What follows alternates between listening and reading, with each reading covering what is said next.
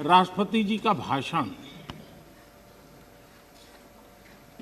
भारत के 130 करोड़ नागरिकों की संकल्प शक्ति का परिचय है।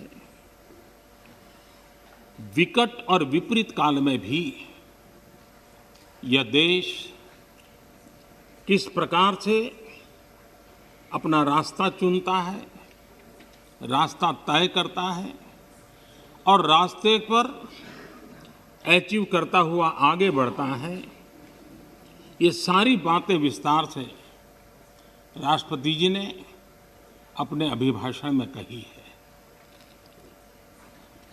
उनका एक एक शब्द देशवासियों में एक नया विश्वास पैदा करने वाला है और हर किसी के दिल में देश के लिए कुछ करने की प्रेरणा जगाने वाला है।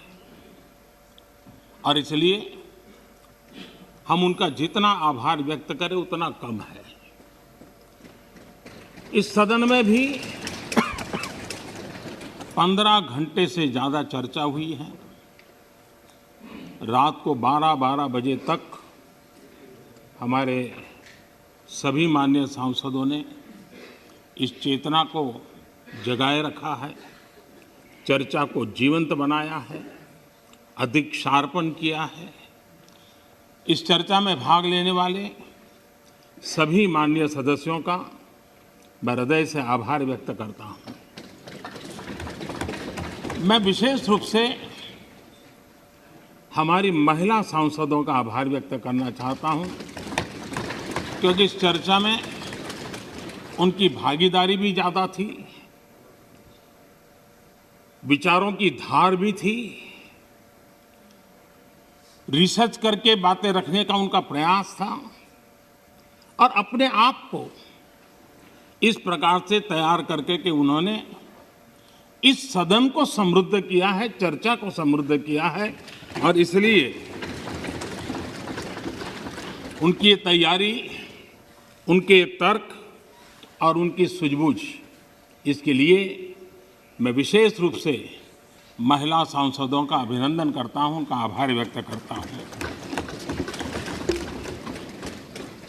आदरणीय अध्यक्ष महोदय, भारत आज़ादी के 75वें वर्ष एक प्रकार से हम अभी दरवाजे पर दस्तक दे ही रहे हैं।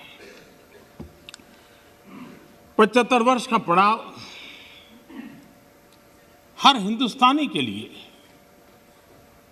गर्व का है और आगे बढ़ने के पर्व का भी है।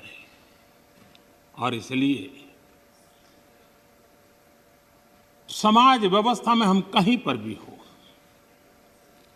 देश के किसी भी कोने में हो, सामाजिक आर्थिक व्यवस्था में हमारा स्थान कहीं पर भी हो, लेकिन हम सब ने मिलकर के आज़ादी के इस पर्व से एक नई प्रेरणा प्राप्त करके, नए संकल्प लेकर के 2047 जब देश आज़ादी के 100 साल मनाएगा, हम उस 100 साल की भारत की आज़ादी की यात्रा के 25 साल हमारे सामने हैं। उन 25 साल को हम देश को कहाँ ले जाना है, दुनिया में इस देश की मौजूदगी कहाँ करनी है, ये संकल्प हर देशवासी के दिल में हो। ये वातावरण बनाने का काम इस परिसर का है, इस पवित्र धरती का है, इस पंचायत का है। आदरणीय अध्यक्ष जी, देश जब आज़ाद हुए और जो आखिरी ब्रिटिश कमांडर थे वो यहाँ से जब गए तो आखिर में वो यही कहते रहते थे कि भारत कई देशों का महाद्वीप है, भारत कई देशों का महाद्वीप है और कोई भी इसे एक राष्ट्र कभी नहीं बना पाएगा। ये घोषणाएं हुई थी, लेकिन भारतवासियों ने इस आशंका को तोड़ा। जिनके मन में ये प्रकार के शक थे उसको समाप्त कर दिया, और हम हमारी अपनी जिजीविषा, अपनी सांस्कृतिक एकता, हमारी परंपरा आज विश्व के सामने एक राष्ट्र के रूप में खड़े हैं और विश्व के लिए आशा का किरण बन करके खड़े हुए हैं। ये 75 साल की हमारी यात्रा में हमने पाया। कुछ लोग ये कहते थे कि India was a miracle democracy. ये भ्रम भी हमने तोड़ा है। लोकतंत्र की हमारी रगों में, हमारे सांस में किस प्रकार से बुना हुआ है। हमारी हर सोच, हर पहल, हर प्रयास लोकतंत्र की भावना से भरा हुआ रहता है। इस बात को हमने अनेक चुनाव आए, अनेक सत्ता परिवर्तन आए, बड़ी आसानी से सत्ता परिवर्तन आए और परिवर्तित सत्ता व्यवस्था को भी सबने हृदय से स्वीकार करके आगे बढ़ाया। 75 साल का ये क्रम रहा है और इसलिए लोकतांत्रिक मूल्यों के लिए, और हम विविधताओं से भरे हुए देश हैं। सैकड़ों भाषाएं, हजारों बोलियां, भांति भांति का पहनाव, क्या कुछ नहीं है विविधताओं से भरा हुआ। उसके बावजूद भी हमने एक लक्ष्य, एक राह ये करके दिखाया है। आज जब हम भारत की बात करते हैं तो स्वाभाविक रूप से स्वामी विवेकानंद जी ने एक जो बात कही थी उसको मैं जरूर स्मरण करना चाहूंगा। विवेकानंद जी ने कहा था, every nation has a message to deliver, every nation has a message to deliver, a mission to fulfil, a destiny to reach. यानी हर राष्ट्र के पास एक संदेश होता है जो उसे पहुंचाना होता है। हर राष्ट्र का एक मिशन होता है जो उसे हासिल करना होता है। हर राष्ट्र के एक नियति होती है जिसको वह प्राप्त होता है। कोरोना के दरमियान भारत ने जिस प्रकार से अपने आप को संभाला और दुनिया को संभालने में मदद की, एक प्रकार से टर्निंग पॉइंट है। जिस भावनाओं को लेकर के, जिस संस्कार को लेकर के वेद से विवेकानंद तक हम पले बड़े हैं, वो है सर्वे भवन्तु सुखिनः।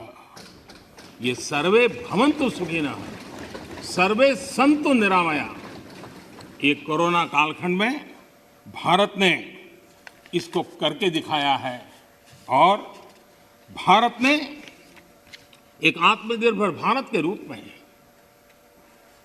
जिस प्रकार से एक के बाद एक ठोस कदम उठाए हैं और जन सामान्य ने उठाए हैं।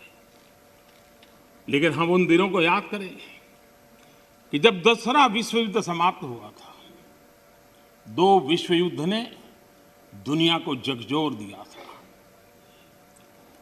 मानव जात, मानव मूल्य संकट के घेरे में थे, निराशा छाई हुई थी। और सेकेंड वर्ल्ड वॉर के बाद, पोस्ट वर्ल्ड वॉर, एक दुनिया में एक नया ऑर्डर, न्यू वर्ल्ड ऑर्डर उसने आकार लिया। शांति के मार्ग पर चलने के शपथ हुए। सैन्य नहीं, सहयोग, इस मंत्र को लेकर के दुनिया के अंदर विचार प्रबल होते गए। यूएन का निर्माण हुआ, इंस्टीट्यूशंस बनी, भांति भांति के मैकेनिज्म तैयार हुए ताकि विश्व को पोस्ट वर्ल्ड वॉर के बाद एक सुचारू ढंग से शांति की दिशा में ले जाया जाए। लेकिन अनुभव कुछ और निकला। अनुभव ये निकला कि दुनिया में शांति की बात हर कोई करने लगा। पोस्ट वर्ल्ड वॉर शांति की बातों के बीच भी हर कोई जिसकी ताकत थी अपनी सैन्य शक्ति बढ़ाने लगा। वर्ल्ड वॉर के पहले दुनिया के पास जो सैन्य शक्ति थी यूएन के बाद वो सैन्य शक्ति अनेक गुना बढ़ गई। छोटे मोटे देश भी सैन्य शक्ति की स्पर्धा में आने लग गए। शांति की चर्चा बहुत हुई, लेकिन हकीकत इस बात विश्व को स्वीकार करना होगा कि सैन्य शक्ति की तरफ बड़ी बड़ी ताकतें और पुरजोश चल पड़ी। जितने इनोवेशन हुए, रिसर्च हुए, वो इसी कालखंड में हुए सैन्य शक्ति के लिए। पोस्ट कोरोना भी एक नया वर्ल्ड ऑर्डर नजर आ रहा है। पोस्ट कोरोना के बाद दुनिया में एक नया संबंधों का वातावरण शेप लेगा। हमें तय करना है कि हम वर्ल्ड वॉर के बाद एक मुख्य दर्शक के रूप में बदलती हुई दुनिया को देखते रहे और अपने आप को कहीं एडजस्ट हो सकते तो करने की कोशिश की। हमारे लिए वो कालखंड भी वैसा ही था।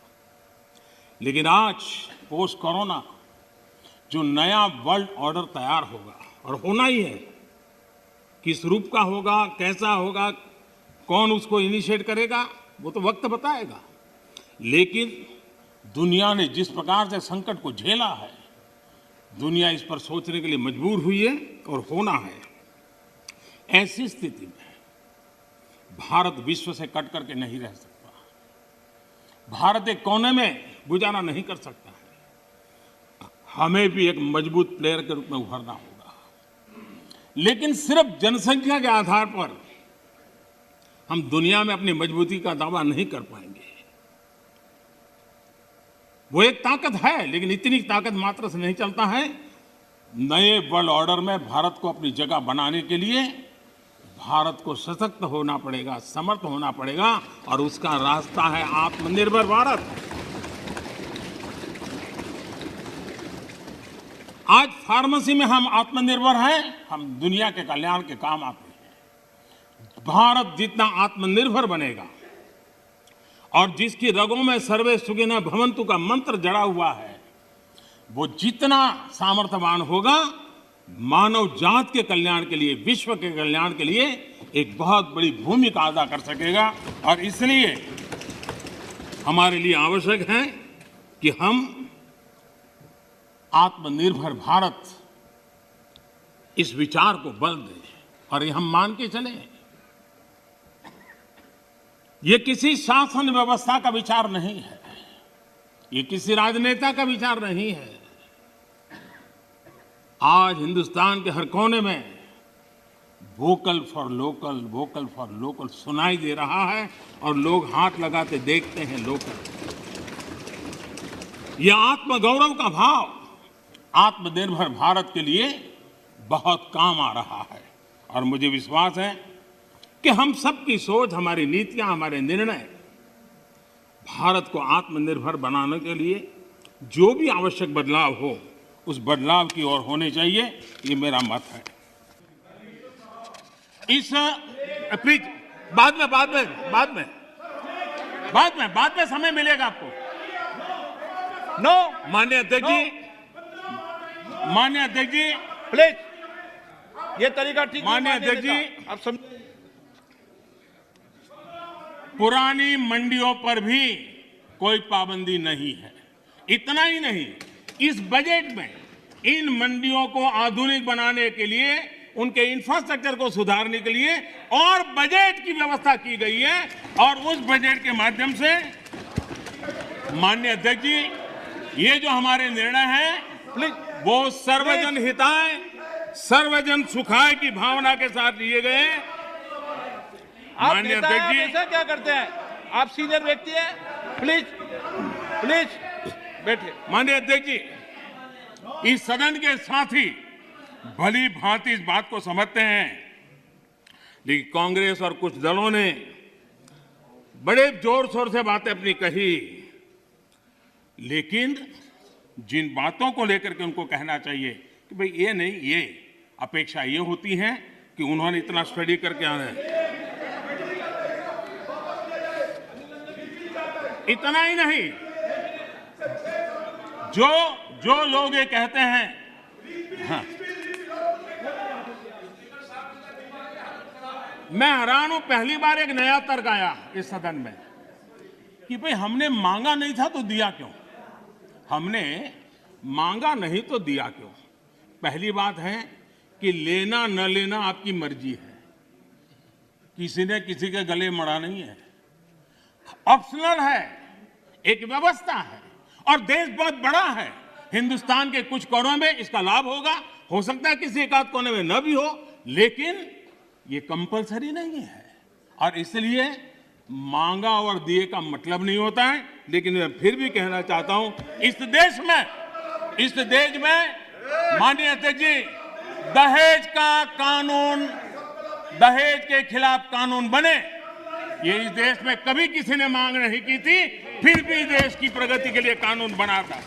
माननीय अध्यक्ष जी, ट्रिपल तलाक, इसके खिलाफ कानून बने, ये किसी ने मांग नहीं की थी, लेकिन प्रगतिशील समाज के लिए आवश्यक है, इसलिए कानून हमने बनाए हैं। हमारे यहां बाल विवाह पर रोक, किसी ने मांग नहीं की थी कानून बनाओ, फिर भी कानून बने थे, क्योंकि प्रगतिशील समाज के लिए आवश्यक होता है। शादी की उम्र बढ़ाने के निर्णय किसी ने मांग नहीं की थी, लेकिन प्रगतिशील विचार के साथ वो निर्णय बदलने पड़ते हैं। बेटियों को संपत्ति में अधिकार किसी ने मांग नहीं की थी, लेकिन एक प्रगतिशील समाज के लिए आवश्यक होता है, तब जाकर के कानून बनाया जाता है। शिक्षा को अधिकार देने की बात किसी ने मांग नहीं की थी, लेकिन समाज के लिए आवश्यक होता है, बदलाव के लिए आवश्यक होता है, तो कानून बनते हैं।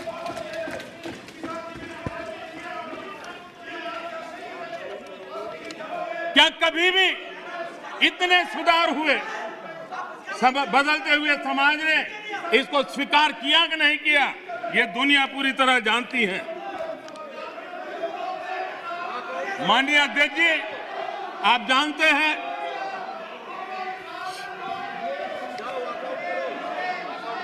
उन्हें पर्याप्त समय, पर्याप्त अवसर दिया है बोलने का, ये तरीका ठीक नहीं है आपका। ठीक,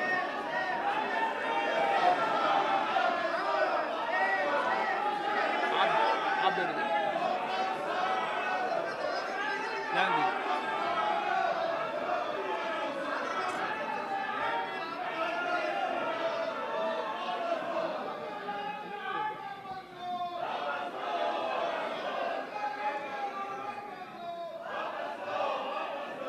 माननीय अध्यक्ष जी,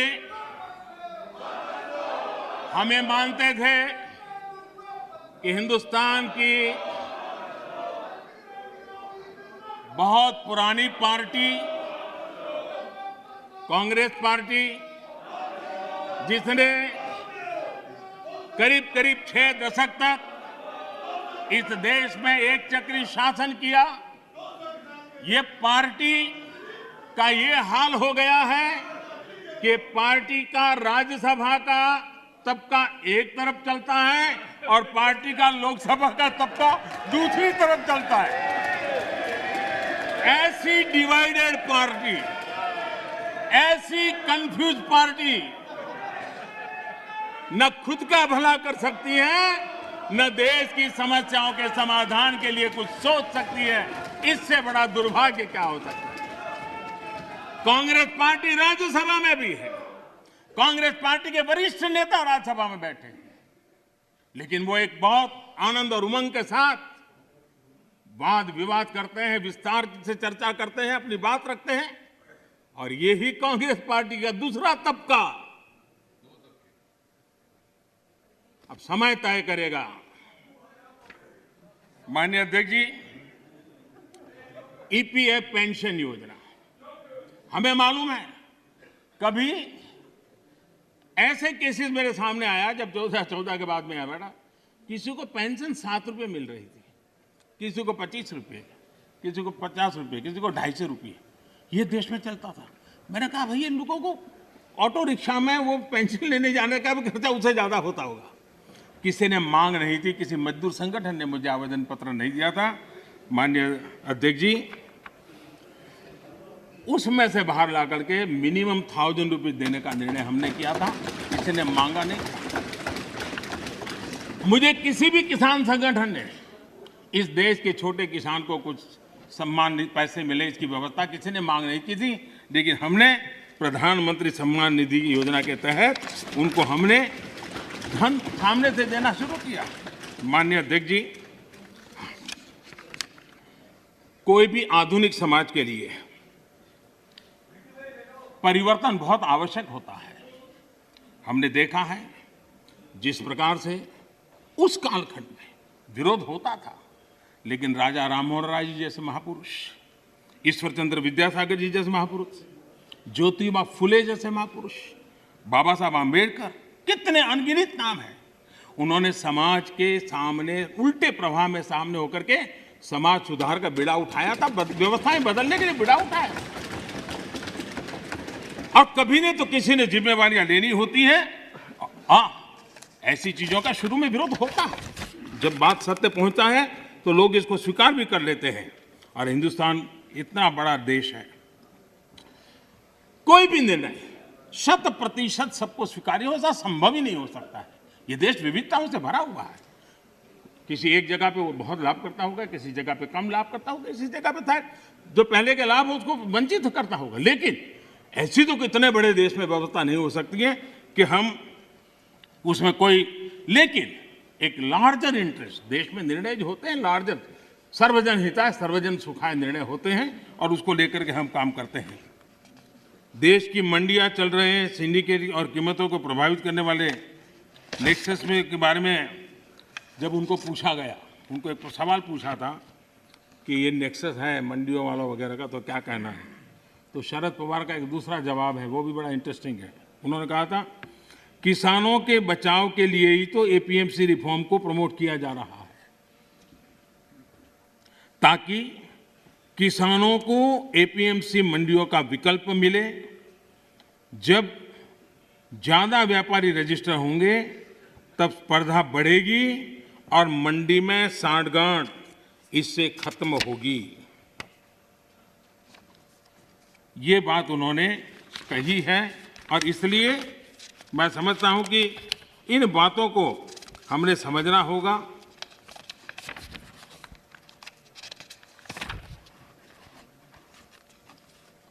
जहां इनकी सरकारें हैं अलग अलग, जो सामने बैठे हुए मित्रों की, उन्होंने भी कम अधिक मात्रा में इस कृषि क्षेत्र में रिफॉर्म करने का प्रयास किया भी है। और हम तो वो हैं जिन्होंने 1500 कानून खत्म किए थे। हम प्रोग्रेसिव पॉलिटिक्स में विश्वास करते हैं, हम रिग्रेसिव पॉलिटिक्स में जाना नहीं चाहते हैं। और इसलिए, और भोजपुरी में तो एक कहावत है, कुछ लोग ऐसे हैं, भोजपुरी में कहावत है, ना खेलब ना खेल देव, खेल में बिगाड़ब। न खेलूंगा न खेलने दूंगा, मैं खेल को बिगाड़ के रखूंगा।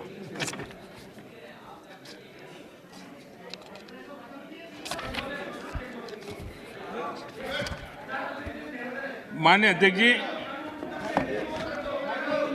अध्यक्ष जी, देश का सामर्थ्य बढ़ाने में सभी का सामूहिक योगदान, कश्मीर से कन्याकुमारी तक, कच्छ से लेकर कामाख्या तक, जब हर भारतीय का पसीना लगता है तब जाकर के देश आगे बढ़ता है। मैं कांग्रेस के साथियों को याद दिलाना चाहता हूं कि देश के लिए पब्लिक सेक्टर जरूरी है, तो प्राइवेट सेक्टर का भी भागीदारी उतनी ही आवश्यक है। सरकार ने मोबाइल मैन्युफैक्चरिंग को प्रोत्साहित किया, प्राइवेट पार्टियां आई, मैन्युफैक्चरर्स आए। आज गरीब से गरीब परिवार तक स्मार्टफोन पहुंच रहा है।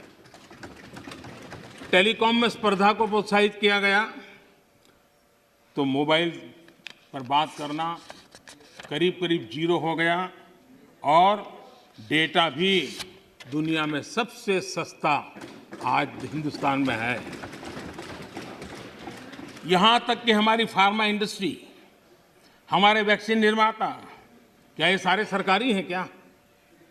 आज मानवता के काम अगर भारत आ रहा है तो हमारे इस प्राइवेट सेक्टर का भी बहुत बड़ा रोल है, प्राइवेट एंटरप्राइज का रोल है। और हमें हमारे देश के नौजवानों पर भरोसा होना चाहिए, हमारे देश के नौजवानों पर भरोसा रखना चाहिए। इस प्रकार से कोसते रहेंगे, उनको नीचा दिखाते रहेंगे और हम किसी भी प्राइवेट एक्टिविटी को नकार देंगे। कोई जमाना होगा जब कुछ सरकार करेगी, उस जमाने में जरूर होगा, किया होगा। आज दुनिया बदल चुकी है, समाज की अपनी ताकत है, देश के अंदर ताकत है। हर एक किसी को अवसर मिलना चाहिए और उनको इस प्रकार से बेईमान घोषित करना, उनके लिए गंदी भाषा का प्रयोग करना, ये कल्चर किसी जमाने में वोट पाने के लिए काम आया होगा, आज वो आने वाला नहीं है। कृपा करके हम, और मैंने लाल किले पर से बोला, वेल्थ क्रिएटर भी देश को जरूरी होते हैं, तभी तो वेल्थ बांटेंगे। गरीब तक वेल्थ बांटेंगे कहां से, रोजगार देंगे कैसे? और सब कुछ बाबू ही करेंगे। आईएएस बन गया मतलब वो फर्टिलाइजर का कारखाना भी चलाएगा, आईएएस हो गया तो वो केमिकल का कारखाना भी चलाएगा, आईएएस हो गया वो हवाई जहाज भी चलाएगा। ये कौन सी बड़ी ताकत बना के रख दी है हमने? बाबुओं के हाथ में देश दे करके हम क्या करने वाले हैं? हमारे बाबू भी तो देश के हैं, तो देश का नौजवान भी तो देश का है। हम हमारे देश के नौजवानों को जितना ज्यादा अवसर देंगे, मुझे लगता है उसको उतना ही लाभ होने वाला है। माननीय अध्यक्ष जी, जब तथ्यों के आधार पर बात टिकती नहीं है तो ऐसा होता है जो अभी देखा, आशंकाओं को हवा दी जाती है, ये हो जाएगा वो हो जाएगा, और माहौल ये आंदोलनजीवी पैदा करते हैं। माननीय अध्यक्ष जी, किसान आंदोलन की पवित्रता, और मैं बहुत जिम्मेवारी के शब्द प्रयोग करता हूं, मैं किसान आंदोलन को पवित्र मानता हूं और भारत के लोकतंत्र में आंदोलन का महात्म्य है और रहने वाला है और जरूरी भी है। लेकिन जब आंदोलनजीवी पवित्र आंदोलन को अपने लाभ के लिए बर्बाद करने के लिए निकलते हैं, तब क्या होता है? कोई मुझे बताए, 3 किसान कानून की बात हो और दंगाबाज लोग जो जेल में हैं, जो संप्रदायवादी लोग जो जेल में हैं, जो आतंकवादी लोग जेल में हैं, जो नक्सलवादी जेल में हैं, उनकी फोटो लेकर के उनकी मुक्ति की मांग करना, ये किसानों के आंदोलन को अपवित्र करने का प्रयास है कि नहीं? माननीय अध्यक्ष जी, इस देश में टोल प्लाजा, इस देश में टोल प्लाजा सभी सरकारों ने स्वीकार की हुई व्यवस्था है। टोल प्लाजा इस देश में सभी सरकारों ने की हुई व्यवस्था है, और उस टोल प्लाजा को तोड़ना, उस टोल प्लाजा को कब्जा करना, उस टोल प्लाजा को न चलने देना, ये जो तरीके चले हैं, वो तरीके क्या पवित्र आंदोलन को कलंकित करने का प्रयास है कि नहीं? जब पंजाब की धरती पर सैकड़ों की तादाद के अंदर, पंजाब की धरती पर सैकड़ों की तादाद के अंदर जब टेलीकॉम के टावर तोड़ दिए जाएं, क्या वो किसान की मांग से सुसंगत है? क्या किसान के पवित्र आंदोलन को बर्बाद करने का काम आंदोलनकारी ने नहीं, आंदोलनजीवियों ने किया हुआ है। और इसलिए देश को आंदोलनकारी और आंदोलनजीवियों के बीच फर्क करना बहुत जरूरी है, और देश को इन आंदोलनजीवियों से बचाना वो भी उतना ही जरूरी है। अफवाहें फैलाना, झूठ फैलाना, गुमराह करना और देश को दबोच करके रख देना, देश बहुत बड़ा है, देश के सामान्य मानवी की आशा आकांक्षाएं बहुत है, और उनको लेकर के हमने आगे बढ़ना है और उस दिशा में हम प्रयास कर रहे हैं। देश में एक बहुत बड़ा वर्ग है,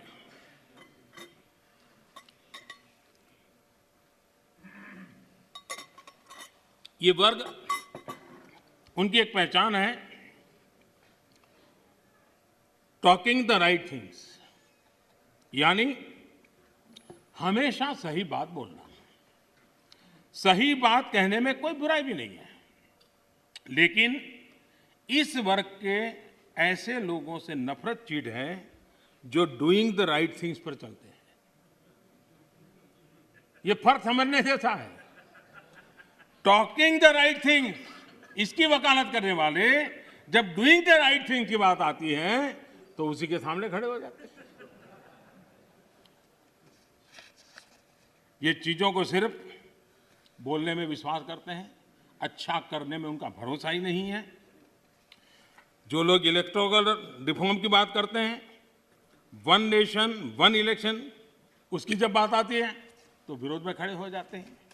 यही लोग जब जेंडर जस्टिस की बात आती है तो बढ़ चढ़ करके बोलते हैं, लेकिन अगर ट्रिपल तलाक खत्म करने की बात करते हैं तो विरोध में खड़े हो जाते हैं। ये एनवायरनमेंट की बात करते हैं, लेकिन हाइड्रो पावर या न्यूक्लियर पावर उसके सामने जाकर के झंडे लेकर के खड़े हो जाते, होना नहीं चाहिए, इसके लिए आंदोलन चलाते हैं। तमिलनाडु तो उसका भुक्तभोगी है।